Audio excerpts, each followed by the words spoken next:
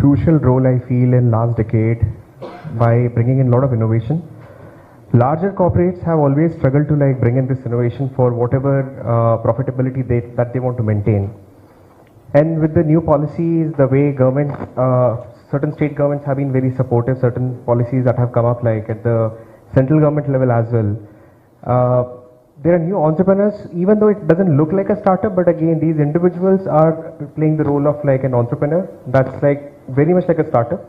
And I feel that's very critical if you talk about healthcare segment, you talk about energy segment, you talk about infrastructure. You name any of those verticals practically. Like there is a tech element. All the investments that we are seeing going into startup, it is driven by some part of it is driven by technology. The valuations that we are seeing, the lot of money that's actually getting from different investment perspective from different countries into India, I see that's actually because of the tech as well. The critical part here is like how well we apply the technology more than buildings as the technology, and I think that's where we are entering in with the startups ecosystem at this point of time. So startup ecosystem I clearly see is very critical for us for seeing the 2047 kind of vision. We really want some very good use cases coming out of these startups, these becoming like large corporates. If I practically look at a decade ago, how we used to visualize more than buildings as the technology, and I think that's where we are entering in with the startups ecosystem at this point of time. So startup ecosystem I clearly see is very critical for us for seeing the 2047 kind of vision. We really want some very good use cases coming out of these startups, these becoming like large corporates. If I practically look at a decade ago, how we used to visualize a lot of small SME businesses or MSMEs, which we never gave that value. Similarly, like if we don't do that today at this point of time, with these startups, the whole thing will really will be very much impossible. So what I mean is like we really want these startups to do well. These startups have to really change the whole dynamics in terms of different verticals, be it healthcare, as I said. Like there are use cases of diabetic retinopathy that like our startup has really invested and built something into. This is just like using artificial intelligence. We are able to like talk about different stages of diabetic retinopathy with very high level of accuracy. Be it like predicting energy value and maybe the load shedding status of a particular state. How do you really support discoms using like machine learning? So there are many such use cases. You can clearly look at like machine learning, AI, computer vision is actually very much heavily used. I feel like there is like a lot of value in terms of the technology that's actually now getting in. And the value will definitely get converted into the valuation for these companies in long term, increasing the value for the country itself in a large play.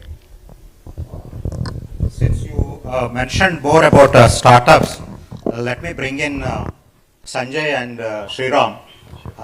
Sir, I would like to hear from both of you who are involved with startup funding and mentoring. So what is the ecosystem that exists today in deep technology for startups? Yeah. And how do you see in the next decade, 2 decades, how this will shape up? Sriram, would you like to go? I can go, sure. No, thank you, sir. I think one aspect I clearly see is that startups, because they have frugal capital, they leverage technology really well. So the current ecosystem, I think there is a healthy ecosystem right now, and of course there is always scope for more. What I see, what can be done, so the ecosystem is really a combination of, there is infrastructure, institutions like T-Hub and accelerators, incubators which are there and they are growing. There are a lot of private and global accelerators which are coming. FalconX, for example, is a global incubator which is also started now. So there is a infrastructure which is available. There are institutes of excellence, for example, IIIT Hyderabad, where I also sit on the board of Center for Entrepreneurship. There is a wonderful partnership between the faculty and startups. So there is a very strong ecosystem there which works closely with research and faculty to leverage the deep technology there. And the third part, of course, is the financial and the investment ecosystem. So there is a bunch of investors who are naturally very aligned towards deep tech investments because they offer the highest scope to scale while being not so capital intensive, which means with frugal capital, they can scale. What needs to be done more, quick couple of points, I won't take too much time, but I do believe that finally every deep tech startup has to be solving a good problem. There has to be, it could be a social impact problem, it could be a education related, healthcare related problem.